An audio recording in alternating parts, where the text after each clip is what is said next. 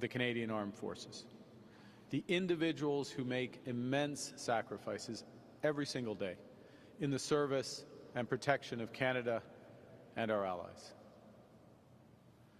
Le système international sur lequel nous nous sommes longtemps appuyés est de plus en plus instable. Alors que de nouvelles puissances s'engagent dans une lutte qui va façonner le futur du monde, le Canada doit être prêt. Nous devons être prêts à protéger les Canadiens et Canadiennes, nos valeurs, notre prospérité et notre souveraineté.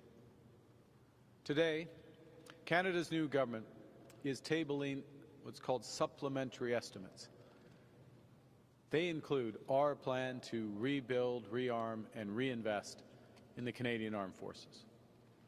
The additional $9.3 billion for this fiscal year, 2025-2026, will bring Canada in line with the 2% NATO target this year, half a decade ahead of the previous government's plan.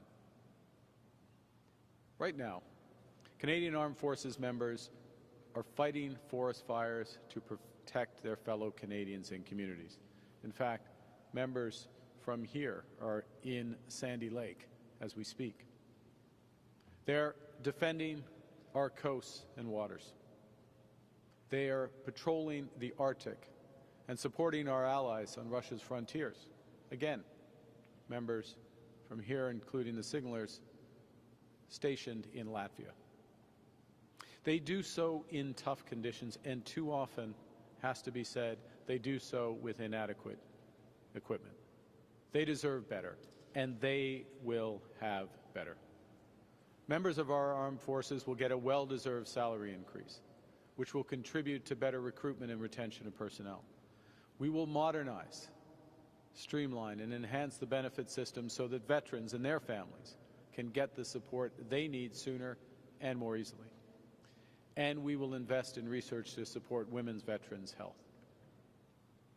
We will importantly invest in military equipment, infrastructure, and technology by procuring new aircraft, armed vehicles, drones, and ammunition, as well as new sensors to monitor the seafloor and the Arctic. We will repair and maintain existing ships, aircraft, infrastructure, and other assets that for far too long have been allowed to degrade. We'll expand the reach and capabilities of the Canadian Coast Guard and integrate them into our NATO defense capabilities. And we will invest in modern and secure technological infrastructure, including artificial intelligence, cybersecurity, quantum technologies, and our capacity in space. Our plan will include the support of key capabilities, including the Arctic over-the-horizon radar, the Joint Counter-Drone Program, joint support ships, long-range precision strike capability, increased domestic ammunition production, additional logistics utility vehicles, light utility vehicles, and armored vehicles. Il est temps pour le Canada de tracer sa propre voie, de s'affirmer sur la scène internationale. Il est temps de défendre nos valeurs avec ceux qui les partagent. Il est temps de partager avec le monde une approche et une vision distincte. As the world grows more dangerous, we will secure Canada. And through these efforts, we will also create tens of thousands of high-paying jobs right here at home. Canada will lead, with the strongest economy in the G7 and a strong, secure, and sovereign future for all Canadians and for all time. Thank you very much. Merci, and I'll now be pleased to take your questions. Nous allons maintenant passer à cette conférence de presse. We'll now begin the press conference. Nous commencerons avec une question et une relance. We'll begin with one question and one follow-up. Première question, first question. Good afternoon, Prime Minister Carney. John Benavali Rao with CTV National News. You're moving up the NATO spending target in a way that you didn't talk about during the election campaign. How much of this is going to be creative accounting, shall we say, to get to the target you need ahead of this NATO meeting at the end of the month? Thank you for the question. None of it is going to be creative accounting. Look, I think what you're seeing here is a reflection of several factors. One, the good work that's been done by Department of National Defence, the Canadian Armed Forces in advance during this period. Let's face it, where there were election campaigns and the focus was only on the immediate as opposed to moving forward. That's the first thing. The second is a full recognition by Canada's new government of the fundamental importance of providing the basics, the foundations, proper pay, proper benefits, proper housing, munitions, equipment, the basics are there. But then moving off from that to begin to build these critical capabilities. And I would say one other thing, and I'll hand back for your follow-up, which is that we're also recognizing that even during the elections campaign from the start of the year, the world shifting, the nature of our alliances changing, the expectations within those alliances, but also our expectation for what we need to do to protect Canada have shifted. And when it's something as fundamental as defense of Canadians, defense of Canadian interests, you need to act, and that's why we're pulling things forward. There's still a massive procurement problem for the Canadian military. How do you intend to fix that with this announcement? Yeah, so part of this announcement, and it's an incredibly important question, if I can just expand on it for a moment, which is there's several aspects of procurement issues. The first is the speed with which, there's announcements, there's money allocated, but that money doesn't get spent, it lapses in the parlance, and that means that the women and men of the armed forces don't have the equipment they need. We can't deploy as we need to. Secondly, there's an issue about predictability of the spend. It's very hard for our armed forces, Department of National Defence and their support to plan 3, 5, 10 years out. They need to be able to do that. So we need to be more consistent.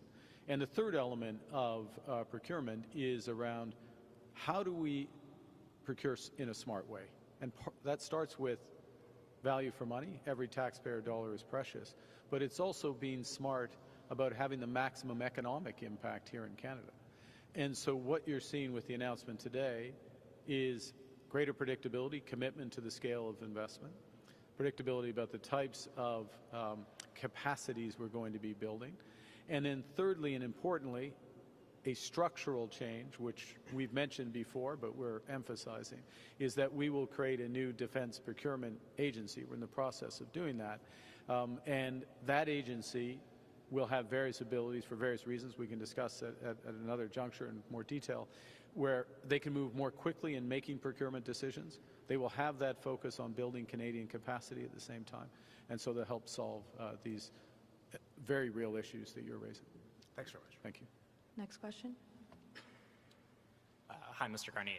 Jacob Lawrence with Bloomberg News. I just wanted to ask again on how this will be paid for. Are you looking at taxes or program cuts, additional debt? So we, one of the things we've said from the start in recent months is there's a few big decisions in the very near term for the government. Some of them don't cost or cost very little, which, for example, the One Canadian Economy bill, which is now before the House, will have a huge impact in terms of growth in this economy and bringing the country together. Others have a more significant impact, and you just mentioned two. Today's announcement and this focus on meeting our own responsibilities to protect Canadians, but also our NATO obligations at the same time. It's this decision that we're announcing today and the associated summit at NATO towards the end of this month, those are significant events from a budget perspective, and we wanted to get to a point where we had addressed those. And then secondly, as you just referenced, we have just begun the process to look for savings in government, to improve government productivity, to reallocate spending across government. We're just, last point, and so getting greater traction on that and clarity on the scale of that will be important for the budget. Last 2 points. Budget will be delivered in the early fall. The Minister of Finance will be more precise in due course. But we just cut taxes. We're not raising taxes. We just cut taxes. 22 million Canadians are getting a tax cut July 1st. Very pleased to see all-party support of that in the House. A good sign of parliamentarians coming together to help Canadians during the affordability crisis. Thank you. And just on fiscal matters, are you still expecting the deficit for this year to be at $62 billion? Well, look, the deficit, we'll give an update of the outlook for the deficit in due course. That will take into account the economic conditions, decisions such as today, progress we're making on spending reductions as well. So today's not the day for a fiscal update. Thank you. Thanks very much. Next question. Hi, this is Vipal Manga from the Wall Street Journal. How does this initiative play into Canada's hopes for a new economic and defense framework with the United States? Well, I think what it starts with is our responsibilities to Canadians, and within the context of, well, first and foremost, it's about protecting Canadians, us taking our responsibilities in the context of a United States that is providing a lower degree of collective security. Understandable, very clear, understandable. So we're stepping up. It's also understandable, quite frankly, because the threat landscape, unfortunately, for this country has increased with both the policies of some countries, with non-state and terrorist actors, but also technology and the ability to. Our advantages of geography have been reduced, I can put it that way. So first and foremost, we're doing this for us. Relatedly, we're doing it as a strong NATO partner. We're a firm believer in NATO, and we're standing shoulder to shoulder with our NATO allies. We'll continue to do so. And of course, the United States is a fundamental ally of the country. So I think it's very complementary to the process of developing that new economic and security partnership with the Americans. Presumably, some amount of these monies will go towards U.S. Companies and defense contractors. Does that help in your negotiations with the U.S. at all? Well, we are certainly in the top 20 clients, if I can put it that way, of the United States defense industry.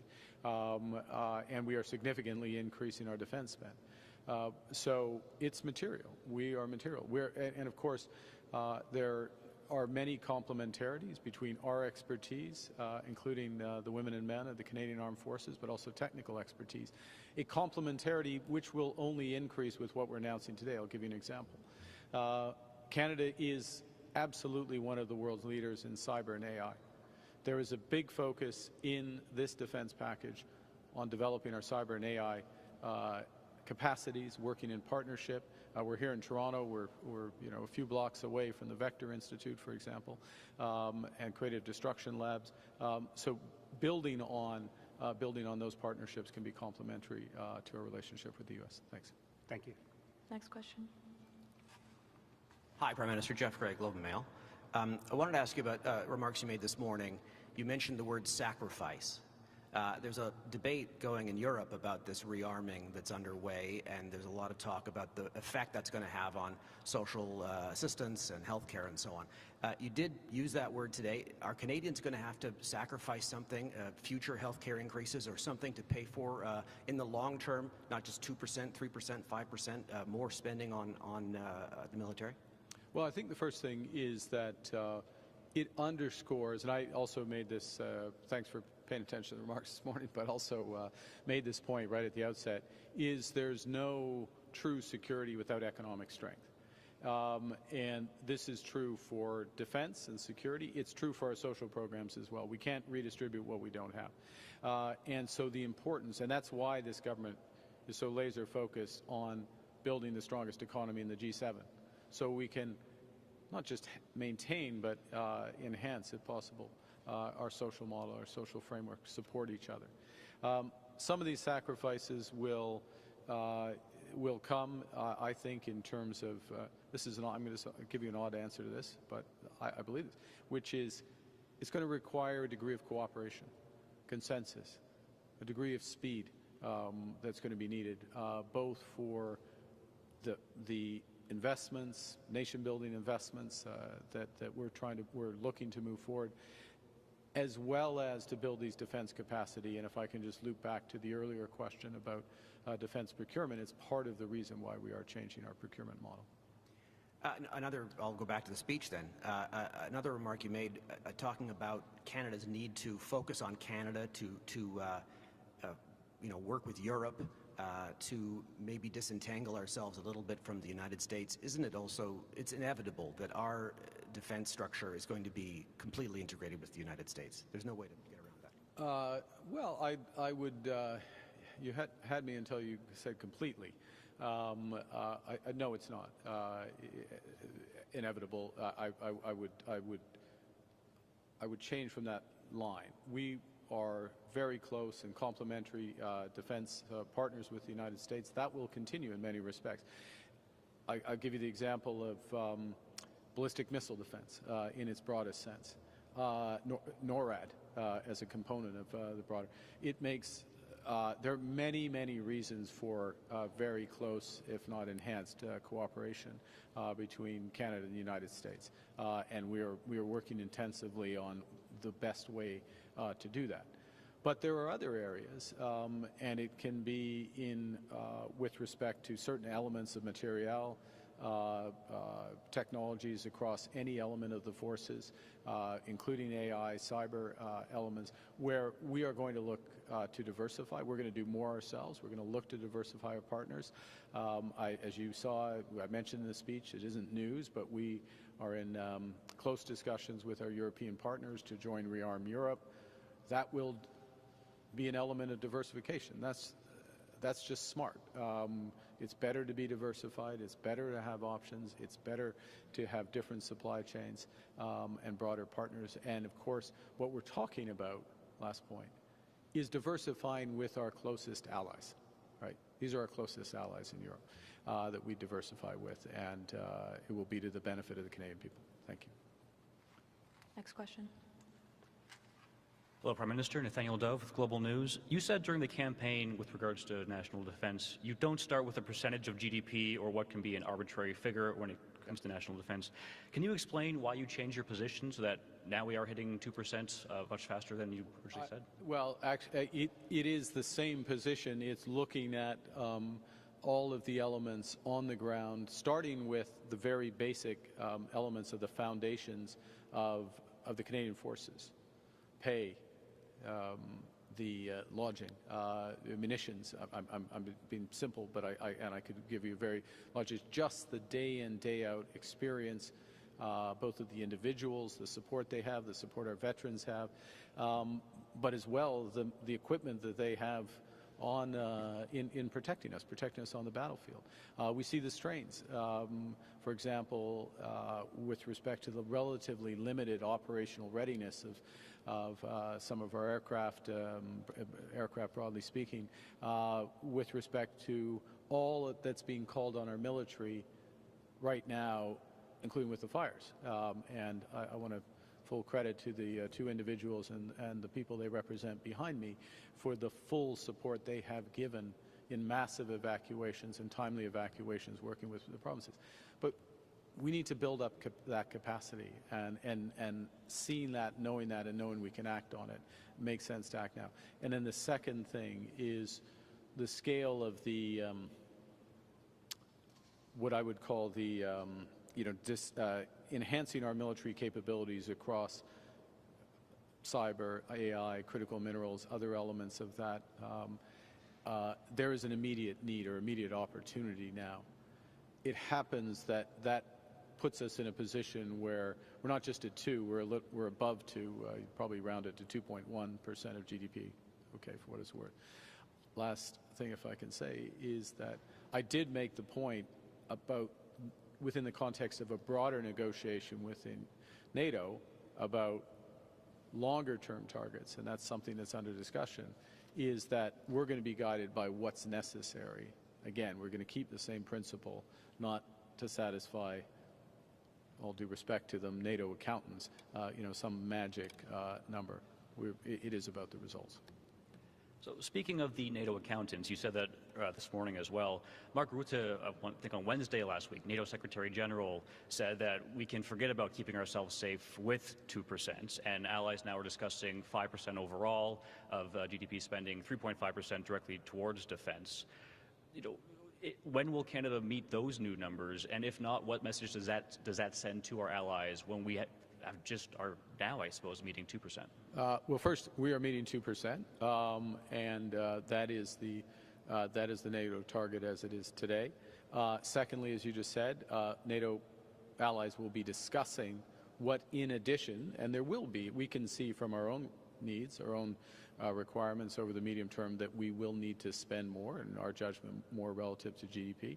So we'll have discussions about how much that more is and what's the horizon over which to have those bigger numbers. And the Minister of National Defense was just at NATO in the last few days and had some of those discussions.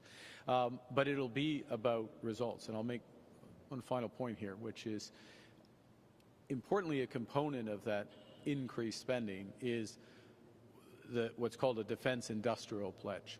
1.5 percentage points of GDP that's spent on everything from resilience through to really foundational elements of defense, critical minerals, and it could include things like AI, quantum, other elements. We feel very confident that we are in the zone of already meeting that requirement. We also have a strategy, and look, we've got the signalers here, we've got expertise literally in the room. We have a strategy that's looking to really build on those elements anyways. So I think we're at 2.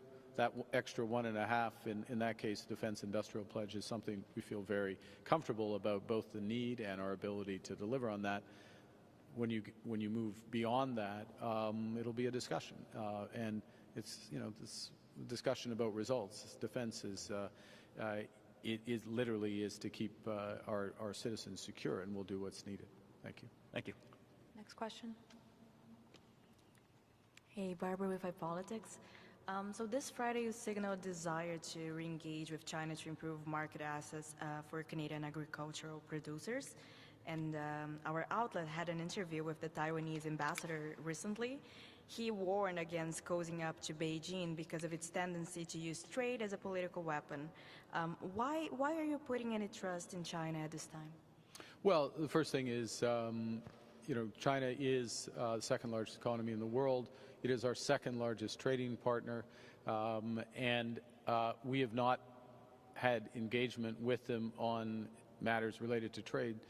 The last time our formal trade mechanism met was, I believe it was 2018, 2019, our so-called JETC had met. So, we're starting from a pretty low base here. Secondly, the real damage is being done to our agricultural sector, our fisheries, because of Chinese tariffs. We think they're unjustified. We need to engage to have those discussions with them. So there are degrees of relationships. This is a recalibration of the relationship. Thank you. I want to ask on housing as well. So housing groups have been calling on your government to extend the first-time home buyers GST rebate to all new home buyers to help accelerate housing construction. Premier Ford also said that he talked to you recently about that. Is this something you are considering? Well, I'd put it this way. We're talking about first-time home buyers and a full GST rebate on homes up to $1 million. And still a substantial, it's a sliding scale, up to $1.5 million. What we're looking to is to help younger Canadians getting their first home and others getting their first home.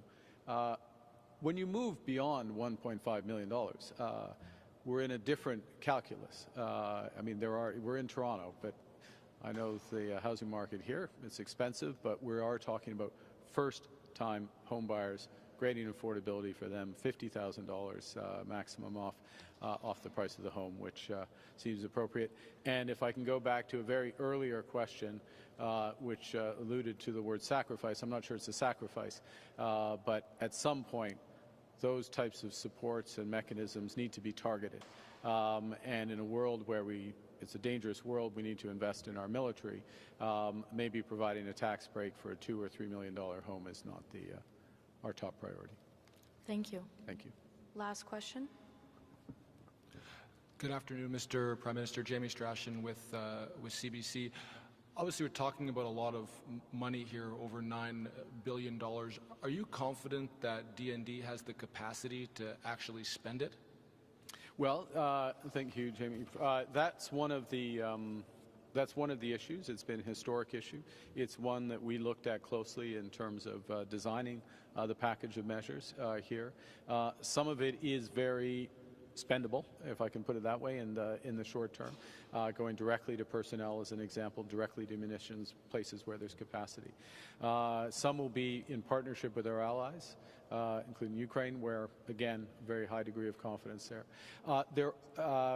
And there's going to be a great focus on ensuring that this money is as effectively used as possible. Where I'd flag is in those cutting-edge areas around building our cyber capacity, AI capacities, and others. We actually have good programs. We have great opportunities to do those, but they're, in effect, when I say good programs, we have good opportunities, maybe is a better way to put it. And we have great companies that are available for that. But we'll have to do a bit of work to move those out, but we fully intend to do that. And if I can just use your question again to reemphasize, this reform we're making to the Defense Procurement Agency, which will not affect, to be clear, the very short-term spending, but will affect medium-term spending. The motivation of your question is one of the reasons why we're doing that. And just a question about the kind of... Vers la fin, puis l'autre question, et puis c'est nécessaire maintenant ou... En ce qui concerne la... OK, d'accord. En français, je vais traduire. I'm going to translate for Madam. Oui. En ce qui concerne l'approvisionnement et la capacité du département de la Défense de mettre en œuvre ce montant de l'argent, c'est une bonne question. La réponse est la plupart des dépenses sont à peu près immédiats. Ce sont des salaires. Ce sont pour des hommes et des femmes de la force canadienne. C'est pour des munitions, le matériel, et on peut dépenser presque immédiatement. Mais ce qui est un peu plus difficile, peut-être, ce sont les investissements dans l'intelligence artificielle, le cyber et le quantum, tout cela. Mais on verra. Et c'est une des raisons pour lesquelles nous sommes en train de créer une nouvelle département d'approvisionnement pour le ministère de la Défense, pour des dépenses. And just a quick follow, just in terms of the money in the here and now and today, how does it make more submarines seaworthy, more land vehicles landworthy today? Some of it easier on the land vehicles. Literally, when you're don't have the parts and you need to do the repair. I mean, we're in that territory in some of the cases. That's c'est un peu gênant to have to say that, but that's true. Like just getting to the heart of the problem today. In terms of broader procurement, the time horizon is longer than this. But what we're signaling, and maybe I can use this just to in the bigger picture. This is not about getting to 2%, full stop. It's about defending Canada. Our ability to defend Canada is not at a point in time. It's going to require a sustained investment. And as I said in my remarks this morning, we're getting to this level with this $9.3 billion, but we expect a further acceleration of spending. We're going to we're sharpened our pencils, we're going to go through it, we're going to do it in the best way possible, but we think that this proportion of spending relative to GDP is going to go up somewhat in order to protect.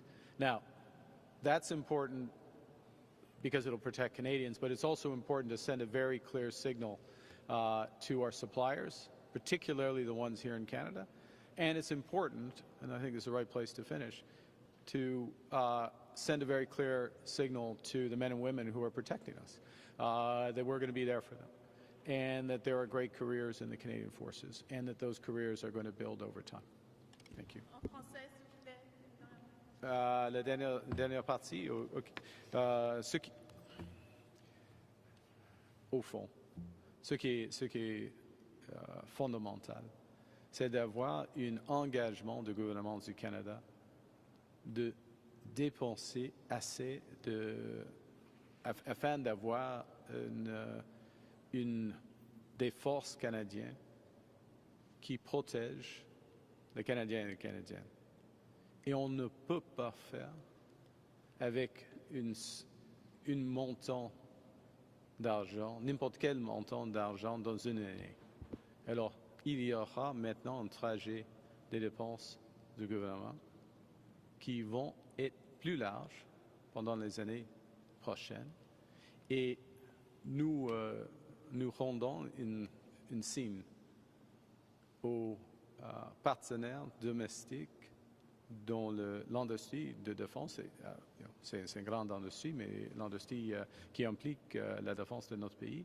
Et surtout pour les hommes et les femmes des forces canadiennes. Il y a des bonnes carrières ici. Ils et elles nous protègent et nous allons fournir les montants et la matériel qui seront nécessaires de protéger les Canadiens et Canadiennes. Merci beaucoup. Merci. Ceci met fin à la conférence de presse d'aujourd'hui. Thank you. This concludes today's press conference.